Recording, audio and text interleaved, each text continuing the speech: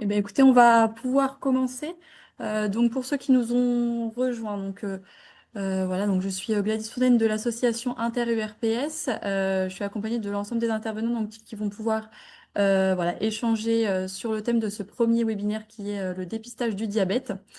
Chaque intervenant pourra se présenter du coup au moment de son intervention. Et puis, si vous avez des questions, il ne faut pas hésiter à les noter dans le chat. On y reviendra à la toute fin du webinaire. Donc, Oui, je vous laisse la parole. à tous. Donc, moi, je m'appelle Séverine Coindre, je suis salariée aussi de la serre Diabète Île-de-France. Et donc, on est là aujourd'hui pour parler du diabète. Et donc, pour vous expliquer déjà en première partie qui est la serre Diabète. Donc, serre Diabète veut dire structure d'expertise et de ressources diabète en Île-de-France. On est une structure qui est née avec l'entité serre depuis juillet 2023, mais à la base, on est issu de la fusion des ex-réseaux diabète. Donc, il y avait RevDiab, pour ceux qui connaissaient, il y avait Paris Diabète, qui était en Île-de-France, et on a été regroupés. Donc, ça a été une demande de l'ARS qu'on fusionne. Et donc, maintenant, on s'appelle SER Diabète, qui veut dire Structure d'expertise et de ressources diabète en Île-de-France. On est une association loi 1901 et on est financé uniquement par l'ARS. Donc, pour vous expliquer, du coup, mon partage ne marche pas. Donc, au niveau de la serre diabète, notre public cible, ça va être les professionnels. On va intervenir auprès des professionnels, qu'ils soient médicaux, sociaux et un petit peu tous les acteurs qui gravitent autour de la prise en charge du diabète, qu'ils soient en exercice collectif ou individuel. Ça veut dire qu'on peut intervenir auprès de CPTS, de DAC, de maisons sport santé, d'établissements hospitaliers, de structures qui peuvent porter aussi toutes les personnes en situation de vulnérabilité, en situation de handicap ou en situation de précarité. On intervient aussi dans toutes les structures collectives, municipales, privées, tous les centres sociaux en lien avec toujours la prise en charge du diabète. Donc, pour comprendre un petit peu le diabète, en quelques chiffres, les derniers, euh, les derniers chiffres sont assez alarmants et les projections à venir sur le diabète sont aussi alarmantes. Donc, c'est vraiment quelque chose de mondial qui touche 11% de la population mondiale. On est à l'heure actuelle pas loin des 6 millions d'habitants, des 6 millions d'adultes, pardon, qui sont atteints d'un diabète. Les derniers chiffres qu'on a datent de 2024. Et cette maladie est responsable de beaucoup de décès. Le diabète tue plus que la tuberculose, le sida et le palu réunis, et on est à peu près à 3,4 millions de décès chaque année. Au niveau de la prévalence, donc ça veut dire les découvertes de diabète, euh, au niveau français, donc national, on est à 4 millions de personnes qui vivent avec un diabète déclaré en France, ce qui fait à peu près au prorata 6,5 millions de la population adulte. Et les projections sont alarmantes sur environ 520 000 nouveaux cas entre 2021, le dernier chiffre, et 2027, les projections. Ce qu'il faut savoir, c'est que souvent, le diabète est diagnostiqué à un stade où il y a déjà des complications. Et donc, c'est responsable de plus de 85 000 décès par an et un nombre très important de complications et d'hospitalisations que je vous présente un petit peu plus tard. Ce qu'il faut connaître aussi, c'est que malheureusement, le diabète est aussi corrélé avec tout ce qui est inégalité sur les territoires, que ce soit des inégalités en santé ou des inégalités territoriales. Et vraiment, les chiffres les plus élevés sur la dernière parution, les derniers chiffres mis à jour. Donc, on voit que les Hauts-de-France sont plus touchés, que l'Occitanie est le plus touchée, que la Seine-Saint-Denis est la plus touchée aussi, ainsi que tout ce qui est dom-tom et drôme. Pour vous expliquer un petit peu, donc le chiffre français, je me suis basée donc à 4,1 millions identifiés, c'est le chiffre des ALD, ça veut dire affectation longue durée. Dans ces 4,1 millions, il faut se dire à peu près, c'est pareil partout sur toute la prévalence, c'est qu'il y a plus de découvertes de diabète de type 2, Derrière vient le diabète de type 1 ainsi que les autres types de diabète. Le diabète de type 2, il touche encore plus comment je vais dire, les territoires défavorisés et c'est 2 fois 8 plus élevé chez les 10% les plus modestes de la population française. Et tous ces chiffres, en fait, se recoupent aussi avec l'obésité. Les inégalités qui touchent le diabète touchent aussi l'obésité. Et à l'heure actuelle, donc, on estime qu'il y aura à peu près 500 millions à 1 million de plus de diabétiques dans les années à venir, ce qui fait une personne sur 4. Et ce qu'il faut savoir aussi, c'est que l'ALD diabète, c'est la plus importante en nombre de toutes les autres ALD. Donc, pour le diabète, on est à plus 4,8%, alors que, par exemple, les autres ALD confondus sont à plus 2,7%.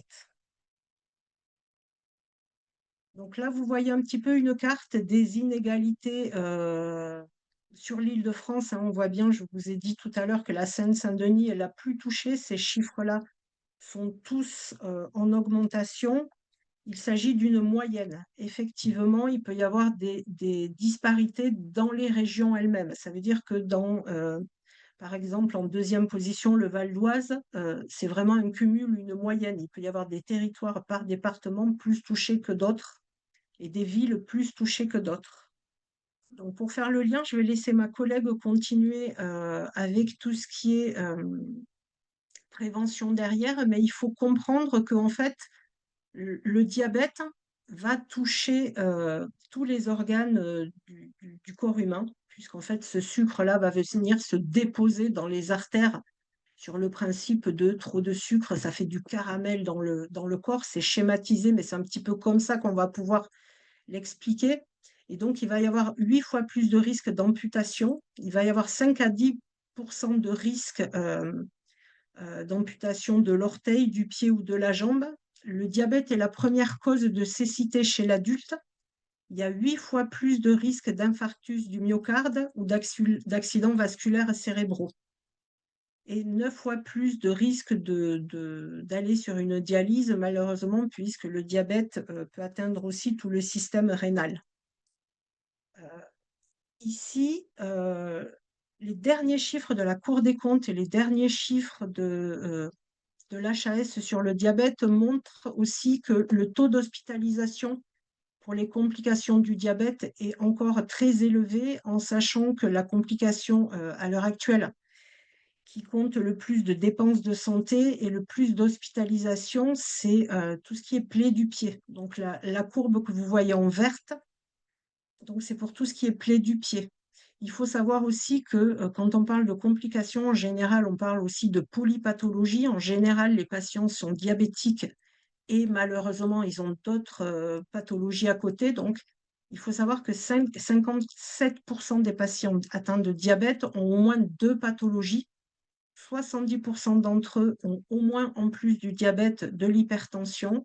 La moitié des diabétiques, 50%, sont atteints aussi d'obésité et 15% ont, en plus du diabète, malheureusement, des pathologies du cœur, des pathologies coronariennes. Et le taux d'augmentation des durées moyennes de séjour, hein, au niveau des hôpitaux, donc il a augmenté de 13% aussi. Donc voilà, c'est tous ces chiffres-là qui sont assez alarmants sur une projection à venir. Donc, je prends la suite, merci. Du coup, au regard des chiffres que vous avez vus qui ne font qu'augmenter les hospitalisations, le nombre de diabètes, du coup, cela justifie effectivement l'existence de la serre Diabète Île-de-France et les missions pour lesquelles, pour lesquelles nous existons. On a 4 missions socles: la mission d'expertise, la mission de prévention, la mission d'éducation thérapeutique et la transversalité. Je commence d'abord par la transversalité. C'est cette mission qui nous permet de faire du lien avec les autres, mais aussi qui définit un petit peu notre objectif, qui est améliorer le parcours de soins des patients diabétiques. Comment est-ce qu'on y arrive? En travaillant effectivement, en faisant du maillage territorial avec tous les professionnels du territoire, en travaillant avec l'hôpital et la ville, en créant des passerelles entre nous, nos différentes missions que je vais vous présenter après. Évidemment, on a aussi des moyens de suivi de parcours de patients avec des plateformes numériques de partage de données. La première mission pour nous, c'est l'expertise. Favoriser l'expertise et la connaissance du diabète comporte plusieurs axes. L'axe de formation, la possibilité d'apporter aux professionnels qu'on accompagne des annuaires de ressources, mais aussi une veille documentaire et scientifique. Vous avez vu la littérature dans le diabète, les chiffres du diabète évoluent énormément, donc on a pour objectif effectivement d'être ressources auprès des professionnels à ce niveau-là. Et tout ce qui concerne l'expertise diabète, tout ce qui a de projet autour de cette expertise, on est là pour accompagner les acteurs et professionnels qui nous sollicitent. Évidemment, notre mission expertise est pilotée par un comité de développement de recherche et d'innovation composé de professionnels du territoire d'Île-de-France. La mission suivante est l'éducation thérapeutique du patient diabétique. Un axe principal, on a un programme d'éducation thérapeutique financé par l'Agence régionale de santé. Nous accompagnons les professionnels à le déployer sur leur territoire. C'est un programme adapté pour les diabétiques de type 2, qui est modulable et adaptable selon les profils, les territoires et les besoins des partenaires. Ce programme peut évoluer vers un dépôt de programme. On peut accompagner les partenaires à déposer un programme avec évidemment une balance diabète. Autre lien que nous faisons, nous travaillons beaucoup avec les hôpitaux en créant des ateliers passerelles pour pouvoir favoriser le retour à domicile des patients qui sont passés par la case hospitalisation et du coup favoriser aussi des orientations vers notamment des programmes d'éducation thérapeutique en ville.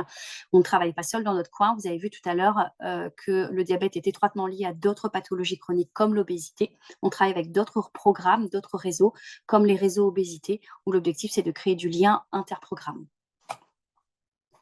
La mission qui nous concerne aujourd'hui, effectivement, c'est la prévention. L'axe prévention permet de toucher la prévention sur tous les axes, de la prévention primaire et secondaire jusqu'à la prévention tertiaire qui, elle, traite plutôt de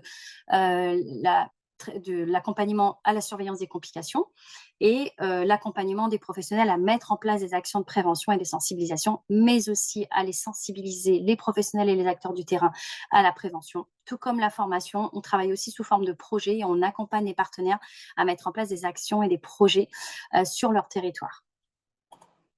De manière concrète, pourquoi la prévention? Parce que les recommandations nationales vont dans ce sens. L'objectif, c'est agir sur les facteurs de risque, ce qu'on appelle en prévention primaire, c'est dépister le plus précocement possible les personnes diabétiques et les personnes à haut risque de diabète. Vous avez vu, les complications arrivent très certainement tardivement, mais de manière assez importante. Donc, plus nous allons travailler précocement à sensibiliser le public, mais aussi les professionnels, plus on va réussir à les faire entrer très tôt dans un parcours de soins et de surveillance. Évidemment, prendre en charge le plus précocement possible avant l'arrivée des complications. L'éducation thérapeutique est un axe majeur qu'on souhaite accompagner les professionnels à mettre en avant sur le territoire, évidemment. Les complications, on en a parlé, je reviens dessus. Et évidemment, les publics vulnérables, les territoires à faible IDH2, les territoires isolés, les territoires précaires ou ruraux sont aussi des territoires à forte densité de diabète. De manière plus concrète, que faisons-nous dans le cadre de la mission de prévention à la SER diabète? Je le répète, effectivement, l'objectif, c'est de réduire l'inégalité d'accès à la santé. C'est évidemment de répondre aux missions de santé publique nationale, notamment en termes de promotion de la santé, informer, sensibiliser les professionnels de santé et les acteurs accompagnants du public, qui sont les premiers au contact des publics à risque et des publics diabétiques. Évidemment, toucher aussi le public à travers des actions auprès des professionnels. C'est d'outiller ces professionnels pour mener leurs propres actions avec des outils simples, accessibles et validés pour sensibiliser les publics et dépister. C'est de coordonner des actions en ville avec les partenaires. Nos partenaires peuvent être l'hôpital, la ville, des associations, des collectivités, des structures d'exercice collectif. Évidemment, notre objectif va être d'améliorer ces actions et donc pour les améliorer, ça passe par la case évaluation pour pouvoir améliorer les actions et leur impact. Et enfin, déployer des projets innovants, notamment en visant certains types de populations et d'augmenter l'accès à la promotion et à la prévention de la santé dans la population générale. L'outil qu'on souhaitait vous présenter aujourd'hui est le questionnaire FINRISC, qui pour nous est un outil majeur de dépistage des facteurs de risque du diabète. C'est l'outil que nous déployons et que nous utilisons pour accompagner les acteurs du terrain. Qu'est-ce que le FINRISC?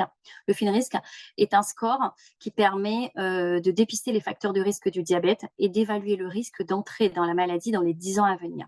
Il est validé par la Haute Autorité de Santé et par l'OMS. C'est l'outil qui est utilisé pour dépister de manière précoce les personnes à haut risque. Il est très facile à mettre en place, il est simple, rapide et accessible à tous. Il suffit un accompagnement et une préparation en amont pour mener ce type de projet sur le terrain. Chez nous, cet outil ressemble à un document de ce type, qui est un petit questionnaire que tous les usagers peuvent compléter. Il est composé de 8 questions qui vont questionner sur les 8 facteurs de risque du diabète. Les facteurs de risque, on va questionner sur l'âge, on va questionner sur le poids, sur l'activité physique et l'alimentation, notamment sur la consommation de fruits et légumes. On va questionner sur les antécédents familiaux et personnels, notamment d'hypertension.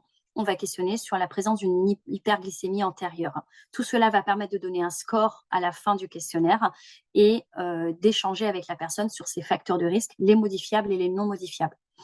L'objectif de ce questionnaire, c'est de pouvoir amener au dialogue sur les facteurs de risque du diabète, amener surtout au dialogue sur les facteurs de risque qui sont modifiables. Ça va être la sédentarité, l'hygiène alimentaire, et ça peut être un point de départ, et là c'est très important, pour engager la personne dans une démarche de prévention et pourquoi pas pour rentrer dans un parcours de surveillance. En pratique, à la Serre Diabète Île-de-France, nous accompagnons les professionnels à mener les actions de prévention primaire et jusqu'à la prévention tertiaire. Et dans le cadre du questionnaire FINRISC, on va les accompagner à mener des actions de ce qu'on appelle de dépistage lors d'événements organisés toute l'année par les structures, lors d'ateliers de prévention aussi. On va pouvoir aller plus loin que dans le dépistage. Il y a un axe formation, parce qu'il est important de former les professionnels, pas que à l'utilisation du questionnaire FINRISC, mais aussi les sensibiliser au diabète, aux complications, aux surveillances, aux ressources du territoire qui existent dans l'accompagnement de leurs usagers diabétiques, mais aussi des usagers à haut risque de diabète. Encore une fois, il y a un gros travail sur l'évaluation qui est mis en place afin d'améliorer nos pratiques.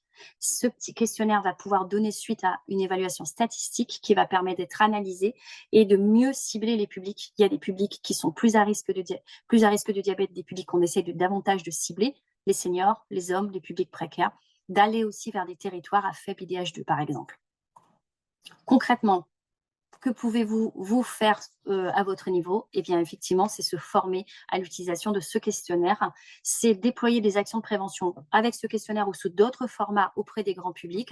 C'est de faire énormément d'aller vers. Si on veut viser les publics précaires, si on veut viser des publics qui ne viennent pas chercher des actions de prévention et de la sensibilisation, il faut faire de l'aller vers énormément. Il y a des recommandations internationales justement sur faire de la prévention et de la promotion de la santé en allant vers ces publics-là. Les actions doivent être répétitives. Une action ponctuelle n'aura pas beaucoup d'impact, alors que si on crée des événements qui se répètent, cela va davantage attirer le public et les amener à venir chercher de la sensibilisation, de la formation. Les messages de prévention doivent être renouvelés régulièrement en utilisant plusieurs canaux de communication. Il n'y a pas que les actions sur des ateliers en faisant de l'aller vers, il y a aussi toutes les actions qu'on peut mener en utilisant les réseaux sociaux. Et effectivement, on le répète de nouveau, cibler les plus vulnérables, voilà, un axe très important, en faisant par exemple des partenariats avec les territoires, les municipalités par exemple. Voilà sur la partie prévention, sur ce que nous proposons au sein de la Serre Diabète Île-de-France. Si je peux conclure sur cette première partie, je dirais que le dépistage du diabète commence par une prévention active, interprofessionnelle et accessible. C'est la raison pour laquelle on est là aujourd'hui. Merci pour votre écoute. Parfait, merci beaucoup. Merci à Marie, merci à Séverine. Donc, vous avez toutes leurs coordonnées qui sont inscrites ici. On va pouvoir du coup laisser la place à la prochaine présentation. Bonjour à tous. Bon, eh bien, du coup, on va rentrer dans le concret. Merci beaucoup à Séverine et Marie. Vous avez fait une excellente introduction par rapport à ce que je vais présenter. J'ai eu la chance de participer à différentes actions de Serre Diabète, les actions de dépistage, mais là, on va parler plutôt de ce qui a été mis en place avec la CPTS des Hautes-Bièvres dans le cadre des ateliers de prévention tertiaire qui ont eu lieu en début d'année 2025. Donc, pour ces ateliers, après avoir fait une petite présentation de l'activité de la CPTS des Hautes-Bièvres, nous vous parlerons de la genèse du projet avec Madame Baidoun, Ikram Baidoun. Ensuite, on parlera de l'approche interprofessionnelle parce que c'est le point qui est le plus important, en fait, finalement, dans le cadre de cette journée de présentation auprès de l'URPS et comment les ateliers ont été programmés. Et enfin, nous finirons par le bilan de ces ateliers avec les retours que nous avons eus et de la part des participants et de la part des intervenants. Voilà, donc Ikram, qui est ma collègue au sein de la CPTS, va vous faire une petite présentation de l'activité de la CPTS de Haute-Bièvre et ensuite je reprendrai la main. Alors, bonjour à tous. Je présente, je suis Ikram Baidoun, je suis la directrice coordinatrice de la CPTS des Hauts-de-Bièvre. Donc, avec Marie-Colette, que je remercie, qui a beaucoup participé dans ces ateliers, et Séverine aussi, qui nous a accompagnés pour la mise en place des ateliers de prévention. Donc, dans un premier temps, je vous présente la CPTS. Donc, la CPTS des Hauts-de-Bièvre, c'est une CPTS de taille 4 qui a signé ses ACI en décembre 2021. Donc, elle regroupe elle a un territoire de 6 communes, plus de 175 000 habitants. Le territoire, c'est les villes Antony, Bourg-la-Reine, Châtenay, Sceaux, Le Plessis-Robinson et Vissou, qui est dans le 91. On est là pour mettre en place, on va dire, le rôle de la CPTS, c'est vraiment de répondre à des missions d'accès aux soins, de prévention, de parcours pluridisciplinaires, d'accompagnement des professionnels de santé sur la mise en place des actions et de projets. D'où notre présence aujourd'hui pour faire un retour d'expérience sur la mise en place d'ateliers de prévention diabète. Donc, Marie-Colette était chef de projet sur cette expérience avec, euh, voilà, d'autres professionnels de santé pour animer des ateliers de prévention. Donc, je rends la main à Marie-Colette qui parlera mieux de l'expérience. Merci beaucoup, Ikram. Alors, merci à Ikram et merci également à Séverine Coin qui m'ont fait confiance pour ce projet. Donc, pour me présenter en quelques mots, je suis donc Marie-Colette Albouge, je suis diététicienne nutritionniste. Je me suis spécialisée dans la prise en charge de l'obésité et d'ailleurs, depuis quelques semaines, je suis également coordinatrice du Centre spécialisé de l'obésité d'Île-de-France Sud. Et comme l'a dit très justement Marie Gontier et comme l'a dit également Séverine Coindre, diabète et obésité sont des maladies qui sont très liées en fait.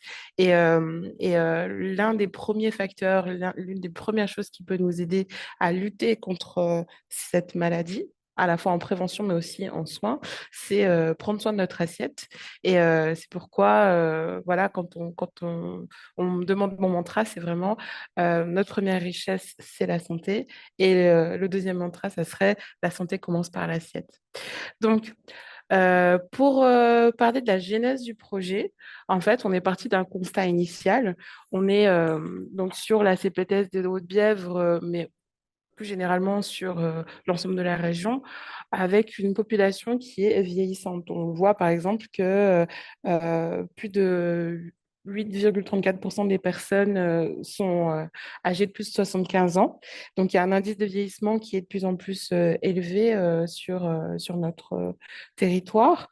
Même si par rapport à la moyenne du pays, c'est pas le plus marquant, il n'empêche que c'est quand même un facteur à prendre en compte, puisque le diabète de type 2, c'est aussi une maladie qui jusqu'à présent était aussi attachée au vieillissement des personnes.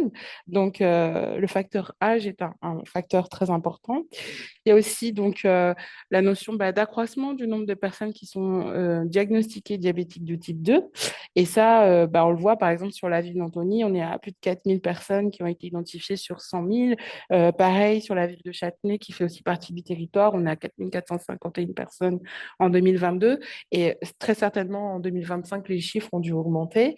Et donc, en tenant compte de ce point-là, il faut se dire aussi qu'il y a à la fois la position de patient, mais aussi la charge que ça représente pour l'entourage, pour ceux qui ont une position d'aidant, et la nécessité aussi d'apporter les clés pour accompagner les personnes qui sont en situation de difficulté et qui ont été diagnostiquées diabétiques de type 2, puisqu'on l'a dit tout à l'heure, les personnes qui ont cette pathologie peuvent avoir d'autres facteurs de comorbidité associés avec une aggravation de la maladie qui peut se traduire par des problèmes rénaux, une cécité, etc. Donc, c'est vraiment des points à prendre en compte et la situation des aidants a, elle aussi, à être prise en compte.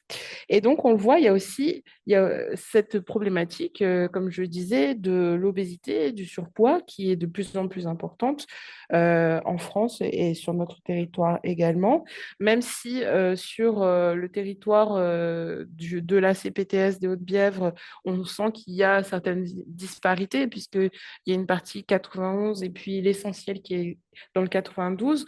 Donc, comme on sait aussi que surpoids et obésité sont aussi attachés à un facteur économique et social, on pourrait se dire que voilà, c'est peut-être moins impacté, mais mine de rien, c'est quand même un nombre important de personnes qui sont à, à accompagner et pour lesquelles une prévention peut être vraiment importante.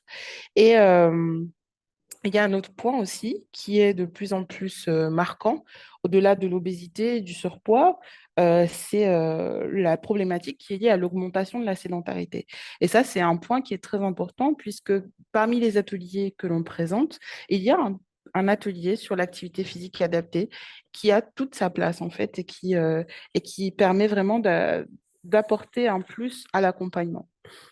Et justement, c'est Akiné qui s'en est chargé sur notre territoire.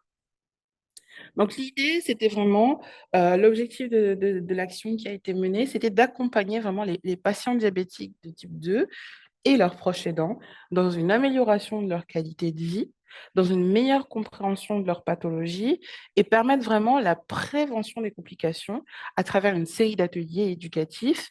Et on a fini avec une soirée d'échange avec le grand public sur une thématique, avec un ciné-débat, avec la possibilité aussi de rencontrer d'autres professionnels qui ont tout à fait leur place aussi dans cette dimension de prévention et de dialogue qui est mise avec les patients et les personnes qui sont impactées par le diabète de type 2, dont on vous parlera à la fin de cette présentation. L'autre point qui était très important pour cette présentation, et c'est vrai que SER Diabète a vraiment mis l'accent sur ce point-là, c'est de mettre en place vraiment une approche interprofessionnelle et un échange entre les différentes professions qui sont amenées à accompagner les patients en situation de diabète ou les patients ou les personnes qui les aident. Donc, bien sûr, il y a cette coordination entre les structures, puisqu'il y avait à la fois la CPTS des Hautes-Bièvres, qui a été dans son rôle d'organisation, de coordination entre les différents professionnels de santé, mais il y a eu également le rôle de Ser Diabète, qui nous a également briefé, qui nous a apporté des supports pédagogiques et qui a aussi en partie rémunéré les intervenants. Il y a eu aussi, et ça c'est un point qu'il faut aussi prendre en compte, une intervention de la structure municipale. Et l'accompagnement en fait des structures en ville est aussi très importante. Au-delà des professionnels de santé, l'accompagnement de la ville, l'accompagnement des structures institutionnelles permet aussi de donner du poids aux actions qui sont mises en place. Et donc la mise à disposition de locaux, la mise à disposition de matériel, la mise à disposition de support de communication, c'est quelque chose qui allège aussi toutes les démarches et toute la logistique qui est derrière la mise en place d'un atelier ou de plusieurs sessions d'atelier avec un public. Et enfin, il y a bien sûr la contribution du tissu associatif, puisqu'on a sollicité la Fédération française des diabétiques à l'occasion de la soirée qui a été un temps de débat autour d'un film. Ils ont aussi apporté un support d'information, mais aussi un support de communication en diffusant l'information auprès des patients, puisque c'est une association de patients.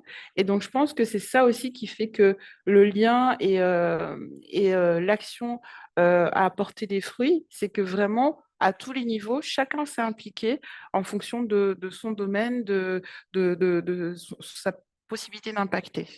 Et bien sûr, l'implication des professionnels du territoire, donc avec deux infirmières, dont une IPA, Madame Quadio et Madame Nachin, euh, un kinésithérapeute, Monsieur Odoraba, moi-même qui suis diététicienne, et une pédicure podologue. On aurait très bien pu avoir également un psychologue parce que mine de rien, l'impact sur la santé mentale peut être aussi important quand on a le diagnostic et quand on doit intégrer cette charge mentale qui est prendre soin de soi et de sa maladie au quotidien. Et, et bien sûr, dans le dispositif de Start Diabète, ça peut aussi être possible. Pour le déroulement du programme, en fait, on a mis en place 4 ateliers qui avaient une fréquence hebdomadaire. C'était des ateliers qui étaient en présentiel, mais il me semble que Serre Diabète propose aussi la possibilité d'avoir des ateliers en distanciel. Mais nous, le format du présentiel avait vraiment cet objectif de créer du lien, de mettre, d'impliquer aussi davantage les participants. Donc, c'était des ateliers d'1h30 qui avait lieu plutôt en soirée. On a voulu tenir compte des différentes contraintes, comme par exemple le travail ou d'autres contraintes que peuvent avoir les participants, mais également les intervenants. Et on a eu environ 13 participants inscrits et une majorité de ces personnes étaient des personnes de plus de 60 ans. Donc, le 6 mars, on a eu un atelier vraiment sur tout ce qui était autosurveillance du pied du diabétique avec notre collègue qui est pédicure-podologue, Madame Serzière. On a eu le 13 mars un atelier qui était vraiment orienté alimentation, nutrition avec le thème bien dans son assiette avec le diabète. Le 18 mars, on a parlé des incontournables pour bien vivre avec le diabète au quotidien. Et là, c'était plus une présentation de la part des infirmières, des IPA, avec comment prendre soin de la pathologie concrètement. Et le 27 mars, c'était l'intervention de notre collègue qui est masseur kinésithérapeute, Monsieur Odoraba. Et donc là, c'était vraiment l'activité physique et comment vivre avec le diabète. Donc, en insistant bien sur l'importance de lutter contre la sédentarité, sur la place de l'activité physique adaptée pour prendre soin de sa maladie. Le bilan des ateliers, il est vraiment très positif puisque vraiment, les participants ont pris conscience en fait de l'importance de la prévention, mais aussi de l'information pour renforcer leur autonomie, hein, tout simplement, hein, déjà. Ce qui a été aussi intéressant, c'était d'avoir la possibilité de poser des questions à des intervenants qui étaient vraiment disponibles, qui étaient dans un contexte ouvert et d'avoir vraiment des échanges qui pouvaient aussi être un peu plus informels, un peu plus libres et qui sont plus longs que ce qu'on peut avoir sur une simple consultation médicale ou paramédicale. Et ce qui était intéressant aussi, c'était l'émulation du groupe, le partage des expériences, de comment chacun vivait sa maladie, de comment chacun se positionnait par rapport à son traitement, etc. Et ça, je pense que c'est un vrai plus, en fait. Le groupe, ça apporte énormément. Et voilà, le côté partage d'expérience entre pairs. Et aussi, ce qui était intéressant, c'est que les participants avaient la possibilité d'assister à tous les ateliers s'ils le souhaitaient, parce que bien sûr, c'était des ateliers qui leur étaient offerts, donc c'était un service qui leur était mis à disposition. Et donc, il y avait une certaine flexibilité. Et il y avait aussi la possibilité de choisir le thème qui, pour eux, avait le plus de sens. Pour les professionnels de santé, ce qui a été, parce que mine de rien, nous aussi, en fait, on se nourrit de ces échanges qu'on a avec les participants, mais aussi avec tout ce qui était autour de l'organisation. Ça a été l'occasion aussi de confronter nos pratiques et puis d'enrichir, hein, de resserrer nos liens, parce que mine de rien, quand on est sur un maillage territorial qui est tendu, quand on se connaît pas forcément, on n'a pas l'occasion d'interagir, mettre en place un parcours comme celui-ci, ça a été aussi l'occasion d'enrichir nos liens, d'enrichir notre réseau et de renforcer en fait notre collaboration entre partenaires et professionnels de santé. Donc, pour conclure, en fait, il y a cet adage qui dit tout seul, on va plus vite et ensemble, on va plus loin. Et je pense que c'est un excellent exemple. Et comme on le disait, comme je le disais au début, ce qui a été encore plus une démonstration de ce côté collaboration et échange, ça a été de solder cette activité, cette action par un temps hors les murs, comme ça, avec le ciné-débat, où il y a eu aussi un cardiologue où chacun a eu l'occasion autour d'un film, sans forcément être patient, mais voilà, il y a beaucoup de personnes qui côtoient des personnes qui sont diabétiques de type 2 et qui n'avaient pas conscience de ce que ça représentait, de l'omniprésence du sucre dans notre vie, etc. Et c'était aussi voilà, l'occasion d'échanger, de voir d'autres professionnels de santé. On a vu aussi un endocrinologue, de poser des questions. Et en fait, voilà, on parlait d'aller vers avec Séverine Coindre tout à l'heure. Et c'est ça, en fait. C'est les ateliers, les temps de dépistage, etc., c'est vraiment des actions qui permettent d'ouvrir le débat autour de la maladie, de prendre conscience, d'informer, d'échanger. Et c'est un vrai plus. Merci encore de votre attention. Et voici les contacts pour être en relation avec la CPTS des Hautes-Bièvres. Ikram Baidoun est un excellent accompagnant sur ce point. Merci Marie-Colette. Juste, je rajoute un petit mot, c'est que l'expérience, le bilan, il était tellement, enfin, il était positif dans les deux sens, que ce soit du côté professionnel de santé, qu'ils ont animé les ateliers, et du côté patient aussi, parce que ce qui est important, hein, sans les patients, on peut rien faire, et sans les professionnels, on peut rien faire. Donc, du coup, on renouvelle l'expérience sur le mois de novembre-décembre. On repart sur 4 nouveaux ateliers du même principe. De la prévention tertiaire, je pense que c'est, dans un premier temps, c'est un premier pas pour passer vers l'ETP. Parce que c'est vrai que être formé à l'ETP, ça demande, on va dire, un engagement et du temps et de la disponibilité pour l'ETP. Mais au moins, on reste pas sans rien faire. On peut faire de la prévention, d'aller vers les patients, de les sensibiliser sur une pathologie comme le diabète, qui est une pathologie silencieuse et qu'on ne se rend pas compte, et qui peut voilà, évoluer vers des maladies plus graves si on ne prend pas soin et qu'on ne fait pas attention. Et donc, du coup, pour conclure ce qu'a dit Marie-Colette, donc on renouvelle l'expérience en 2025, c'est-à-dire novembre-décembre 2025, pour 4 nouveaux ateliers. Super, merci beaucoup.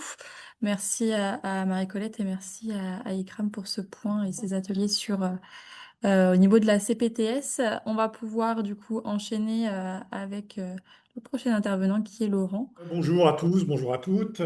Merci d'être présents et merci aux intervenantes précédentes qui ont déjà bien déblayé le terrain. Donc, ça va me permettre de me concentrer sur ma profession à moi, qui malheureusement n'a pas été citée par aucun des intervenants, qui est donc l'orthopsie. Et bien, et comme alors si, c'est Séverine en a parlé tout à l'heure quand même de l'intervention du diabète sur la vision. C'était quand même, c'est quelque chose quand même de relativement important. Donc, j'ai intitulé cette présentation Un enjeu de santé visuelle, mais aussi un enjeu de santé publique. Et je pense que tout le monde aura bien compris dans les interventions qui m'ont précédé que cette intervention en santé publique était majeure. Donc, chez les orthoptistes, le diabète, bien entendu, c'est quelque chose qui nous tient, quoi, qui prend la place dans l'interrogatoire de nos patients. Et en tant qu'orthoptiste et en tant qu'ancien président du syndicat des orthoptistes, que je suis resté de 2009 à 2021, a été mis en place un nouveau système de dépistage qui s'appelle le dépistage de la rétinopathie diabétique par rétinographie non midriatique, donc RNM, avec lecture différée chez les patients de moins de 70 ans. Donc c'est ce que je me propose de vous présenter. Bon, je vais passer très vite puisque Séverine et Marie-Colette en ont quand même parlé. Le diabète est un problème de santé publique majeur, essentiel et massif. Et sa prévalence, bon, vous en avez entendu parler, elle augmente de plus en plus. Et les chiffres sont même de plus en plus... les chiffres attendus sont même dépassés, malheureusement, par la réalité. Voilà ce qui a été comme effectif. J'ai été chercher sur Data Amélie les données. Donc, vous voyez, par exemple, en 2022, on recensait 4 331 000 diabétiques et en 2023, on était déjà à 4 364 000 avec des prévalences qui augmentent de 6,30 à 6,28 à 6,48 et le nombre d'argent que l'assurance maladie consacre à cette pathologie augmente aussi d'année en année. Voilà d'où on est parti à l'époque avec la CNAM. puisque le diabète était déjà à l'époque un problème de santé publique majeur. À l'époque, les patients de moins de 70 ans qui étaient la population de base diabétique étaient aux alentours de 2 millions, hein, 1 800 000. Il y avait dans cette population d'1 800 000, 67% qui étaient suivis et 33% qui n'étaient pas suivis. Ça, c'était les gens déjà recensés. On n'est pas dans les gens qui ne sont pas encore connus comme diabétiques, hein. Dans les patients qui étaient suivis, il y avait une population qui avait déjà une rétinopathie diabétique et il y avait une population de 72% qui n'avait pas de rétinopathie diabétique. Et c'est cette population que la CNAM voulait absolument cibler. Donc vous voyez que ça atteignait à peu près 900 000 personnes. On va arrondir à 1 million, c'est ce qui est quand même le plus facile. Et donc ces patients qui avaient moins de 70 ans et qui n'avaient pas de diagnostic de rétinopathie diabétique étaient donc sous l'œil des autorités de la CNAM pour que justement, au moindre signe commençant à montrer que la rétine pouvait être atteinte par le diabète, on puisse, en tout cas les ophtalmologistes et la médecine, puissent intervenir le plus rapidement possible. Et c'est pourquoi la CNAM et nous-mêmes, orthoptistes, avons passé ce deal dans notre convention. C'est pour que ces patients non atteints de rétinopathie diabétique puissent être suivis et puissent être dépistés le plus vite possible. Et donc voilà d'où on est parti, d'où l'idée est partie de ce dépistage de la rétinopathie diabétique. Voilà, donc je vous montre une photo d'un fond d'œil normal. Voilà, un fond d'œil normal avec sa papille, ses vaisseaux, une rétine qui ne présente absolument aucun anévrisme, aucun problème. Et la rétinopathie diabétique, comme vous le savez certainement, et en tout cas comme nous, ce qui nous concerne, c'est une complication microvasculaire dont la prévalence augmente avec la durée de diabète, puisque c'est une pathologie qui est assez silencieuse et qui ne gêne pas, en tout cas au niveau visuel. Les premiers signes ressentis par le patient n'interviennent que très, très tard et à partir du moment où la maladie est déjà très très avancée et a beaucoup atteint la rétine, avec des hémorragies, des œdèmes et des néovaisseaux. Et le simple contrôle d'une acuité visuelle, ce que chacun d'entre nous fait chez l'ophtalmologiste et chez l'orthoptiste, c'est-à-dire lire les dixièmes sur un écran, la seule mesure de l'acuité visuelle ne reflète absolument jamais le début de la maladie. Il n'y a que la photo du fond d'œil et donc l'observation par rétinographie qui permet de détecter les premiers signes. Donc si on met en place un dépistage précoce, on a de fortes chances de pouvoir détecter au plus tôt et intervenir le plus vite possible avec l'ensemble de la communauté médicale et paramédicale qui entoure le patient, puisque bien entendu, on connaît l'importance de l'équilibre de l'hémoglobine glyquée et l'aspect obligatoire, nécessaire d'activité physique et de contrôle au niveau de la nutrition. Donc, le moindre signe peut nous permettre d'intervenir le plus vite possible. Voilà une rétinopathie diabétique qui n'est pas traitée, puisqu'en fait le traitement, vous verrez ensuite une photo d'un traitement d'une rétine déjà très très atteinte.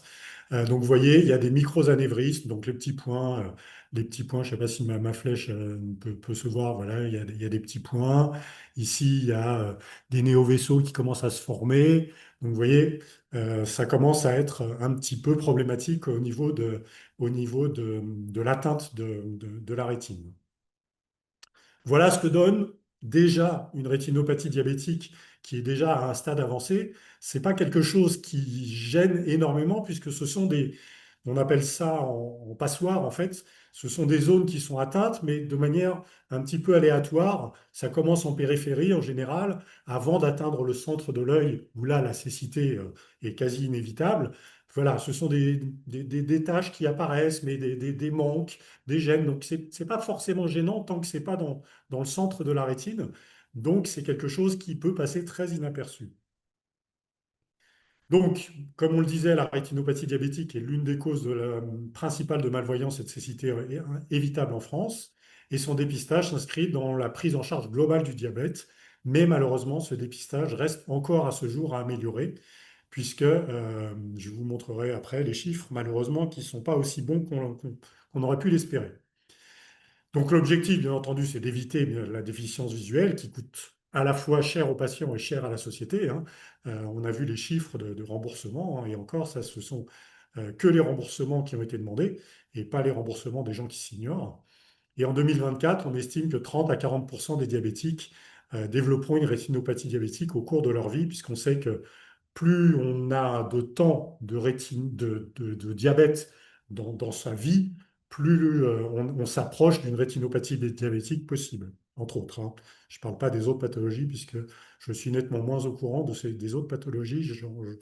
En tout cas, je n'en suis pas expert. Donc, vous voyez, un fond d'œil d'une rétinopathie diabétique traitée, qu'est-ce qui s'est passé là?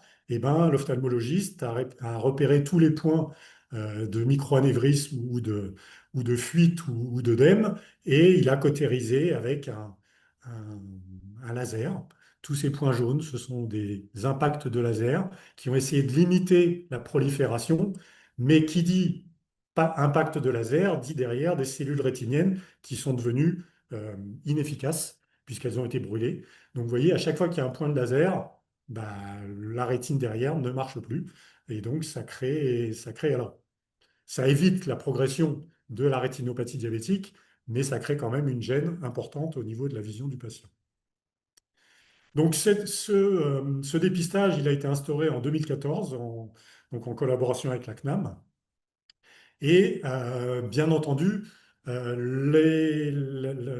l'idée était qu'on fasse collaborer deux professions, les orthoptistes et les ophtalmolecteurs, puisque en fait, nous n'avons pas, étant des paramédicaux, nous n'avons pas le diagnostic médical dans nos compétences.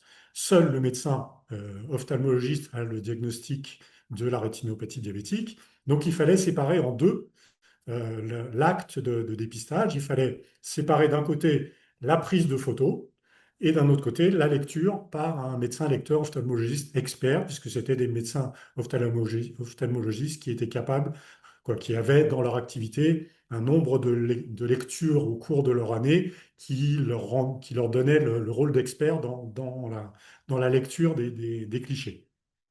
Donc l'objectif était d'améliorer donc le dépistage et de pouvoir dépister tous ces patients en risque de développer une rétinopathie diabétique.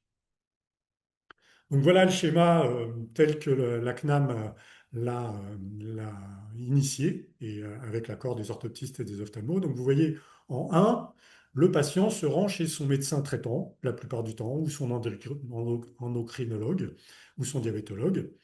Et ce patient est connu comme n'ayant pas de rétinopathie diabétique. Donc ce médecin prescripteur, qui est majoritairement le médecin traitant, donne une ordonnance au patient et il lui prescrit un dépistage de rétinopathie diabétique et il lui remet une ordonnance avec les données cliniques qui viendront à l'appui de l'intervention de l'ophtalmologiste. Donc c'est âge du diabète, association d'une hypertension, hémoglobine glyquée, voilà, tout un tas de données cliniques que l'ophtalmologiste aura à sa disposition pour pouvoir interpréter de manière plus précise. Avec cette ordonnance, le patient prend rendez-vous chez un orthoptiste qui est équipé et qui peut réaliser des clichés. Donc il va chez l'orthoptiste, le patient. L'orthoptiste fait les clichés selon les protocoles que l'HAS a définis, transmet à l'ophtalmologiste lecteur le nom, le prénom, la date de naissance, les coordonnées du médecin prescripteur, les données cliniques et peut rajouter aussi du texte. L'ophtalmologiste, hors la présence du patient, donc seulement avec la présence des clichés, interprète les clichés transmis par l'orthoptiste et il transmet au médecin prescripteur les résultats en disant, voilà, signe de rétinopathie diabétique ou non, signe de rétinopathie diabétique, nécessité d'un rendez-vous avec l'ophtalmologiste de traitant ou non. Voilà, il donne son compte-rendu au patient. Donc voilà ce schéma, vous voyez, circulaire, qui est normalement fait, destiné à avoir le plus de patients possible. Le médecin prescripteur, il doit de son côté repérer ses patients éligibles. Donc repérer les patients éligibles, c'est-à-dire tous ces patients qui sont dans son fichier et qui sont en tout cas identifiés comme diabétiques. Informer le patient sur les modalités du dépistage, recueillir son consentement, bien sûr, prescrire l'acte de rétinographie, communiquer les coordonnées des orthoptistes qui sont capables de faire cette rétinophoto, indiquer les données cliniques et si le médecin prescripteur n'est plus le médecin traitant, il doit avoir donné ses coordonnées pour pouvoir recevoir le diagnostic. Et pour rappel, les médecins traitants ont dans leur ROS, donc leur rémunération sur objectif de santé publique, un indicateur qui dit que tous les diabétiques doivent tous les 2 ans avoir une rétinophoto pour pouvoir être bien suivis, en tout cas suivre les objectifs de santé publique. Et pour cela, les médecins traitants valident l'indicateur de la ROSP du diabète. Malheureusement, ce développement a été poussif et il l'est toujours. Vous allez voir les chiffres un petit peu plus tard. Pourquoi? Alors, on a identifié de nombreuses causes. D'abord, les médecins prescripteurs ne connaissent pas ce dispositif de rétinophoto des patients diabétiques. Les patients eux-mêmes ne le savent pas. Les patients diabétiques ne savent pas tous qu'ils doivent, en tout cas tous les 2 ans, avoir une rétinophoto et en tout cas voir leur ophtalmologiste. Le circuit sécurisé tel que je vous l'ai décrit, vous avez vu, il est quand même relativement complexe parce qu'il faut prendre de nombreux rendez-vous, il faut avoir à sa disposition les coordonnées des patients et des orthoptistes capables de réaliser les photos. Et de toute façon, ils doivent passer par le médecin prescripteur. Et donc, il n'y a pas d'accès direct.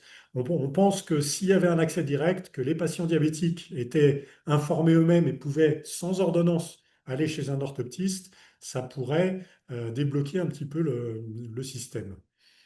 Les lectures des clichés, on manque de lecteurs, clairement, on manque de lecteurs. C'est très peu rémunéré. Les ophtalmologistes, comme vous le savez, sont relativement débordés puisqu'ils sont un petit peu en tension au niveau de leurs agendas.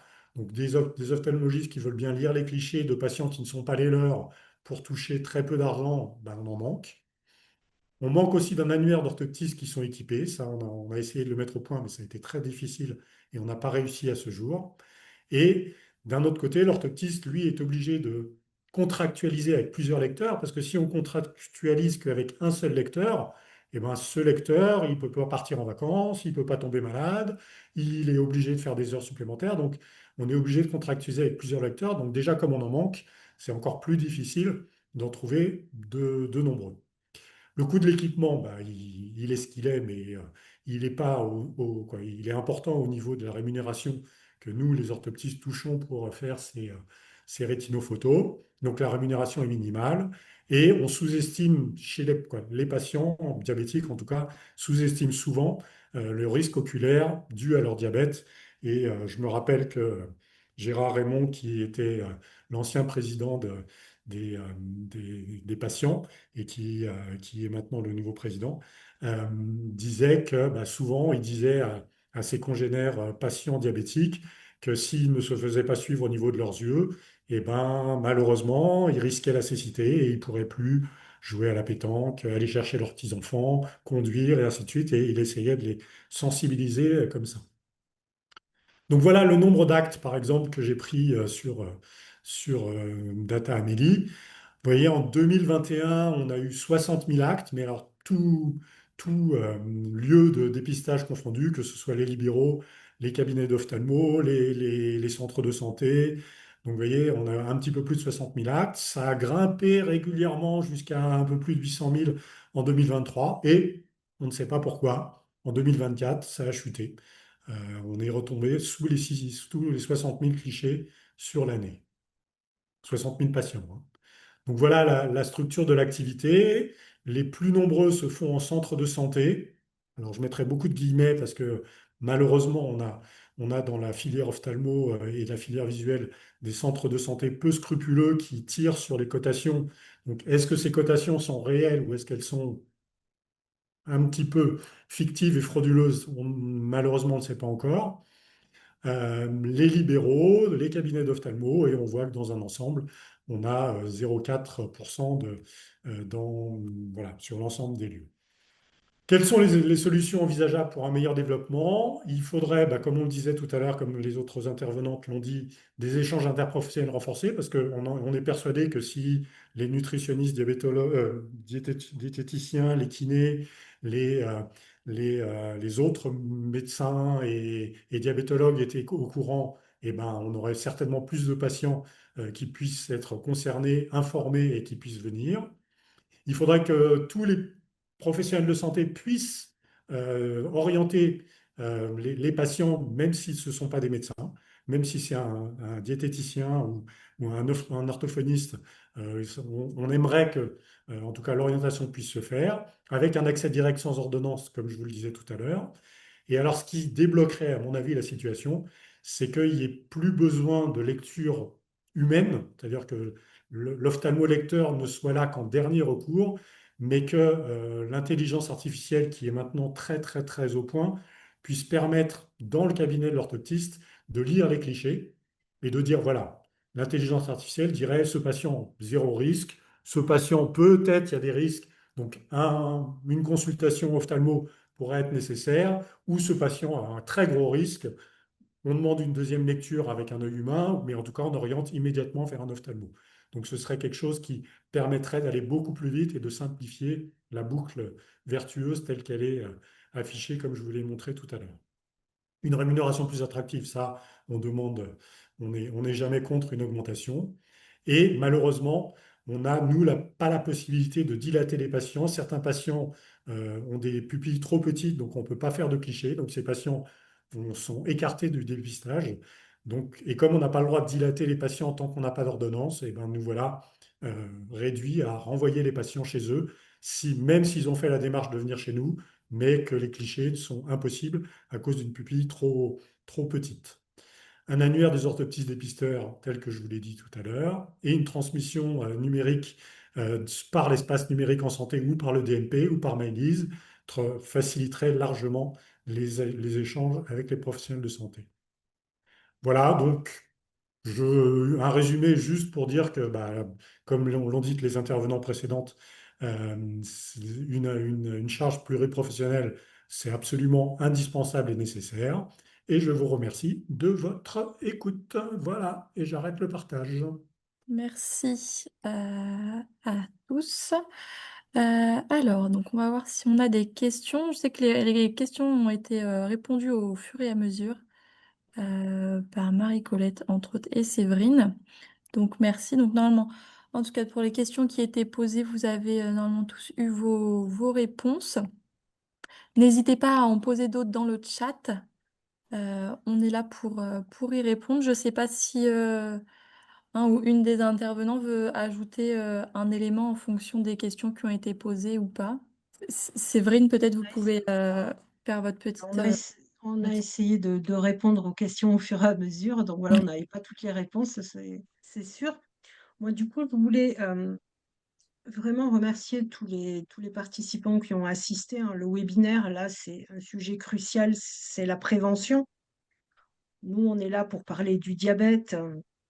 La prévention, c'est universel, ce n'est pas que pour le diabète. Et je pense que dans le contexte du diabète, où la prise en charge vraiment, elle évolue, où les facteurs de risque qui sont omniprésents, qu'on parle d'alimentation, de stress, voilà, c'est plus un choix, je pense, à la prévention. C'est vraiment une exigence, c'est vraiment une responsabilité partagée, puisqu'on se rend compte que c'est un levier d'action majeur, en fait, et qui doit être porté collectivement par tous les professionnels. Et je rejoins du coup ce que disait aussi notre collègue Laurent, il faudrait que tous les professionnels de santé paramédicaux puissent avoir accès à des choses, à orienter, à pouvoir faire des choses. Et ce qu'il faut comprendre aussi, c'est que c'est porté collectivement, donc il y a les professionnels, mais il y a aussi toutes les associations, il y a tous les acteurs engagés. Il y a le fait que ça implique aussi d'alerter la population à la santé publique. C'est pas que dans le diabète. Et quand on parle de diabète, hein, il n'y a pas que les yeux, le pied, les dents. Voilà, il y a vraiment tous les autres risques, hein. On parle de risques cardiovasculaires, on parle de risques psychosociaux, on parle aussi de risques pour l'individu, mais pas que, pour la famille, pour la société. Et à l'heure actuelle, il y a beaucoup d'initiatives, hein, que ce soit l'État avec la Journée mondiale du diabète, que ce soit les mois de dépistage, mais pas que. Il y a aussi des grands films. Je ne sais pas si vous connaissez, il y a Sugarland qui porte voilà, toute l'alimentation et tout le sucre qui est omniprésent. Il y a Mellitus aussi, qui est un petit peu plus axé sur le DT1. Il y a Nos cœurs meurtris, qui est sorti aussi grand public, qui est porté aussi sur le DT1. Mais quand on regarde l'histoire des films grand public, le parrain était diabétique. Donc vous voyez, dans tous les films grand public, en fait aussi, ça sensibilise. Donc vraiment, ça, c'est quelque chose de très important, puisque pour finir un petit peu, je vais dire que voilà, on a bien vu, le diabète tue plus que le sida, la tuberculose et le palu réunis au niveau mondial. Et pourtant, on n'en parle pas. Donc voilà, c'est vraiment l'enjeu de santé, le diabète. C'est de la santé publique. Et je pense qu'on doit tous être acteurs à notre niveau qu'on est, que ce soit en famille, que ce soit professionnel, que ce soit voilà, dans tout ce qu'on fait, la prévention, c'est vraiment l'essentiel, je dirais, de la santé publique. Parfait, merci beaucoup pour cette petite conclusion. On a eu une autre question pour la serre diabète justement qui demande si vous regroupez toutes les coordonnées des orthoptistes qui sont sur le territoire ou non.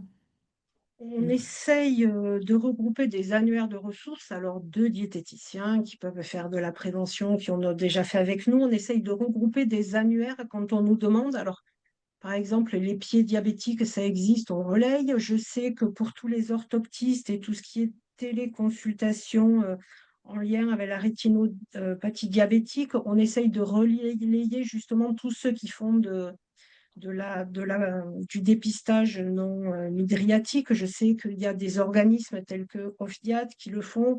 On essaye justement d'avoir ces annuaires de ressources-là, mais Laurent l'a bien dit, il faut déjà les référencer. Et le problème, il est déjà sur le référencement de qui fait quoi.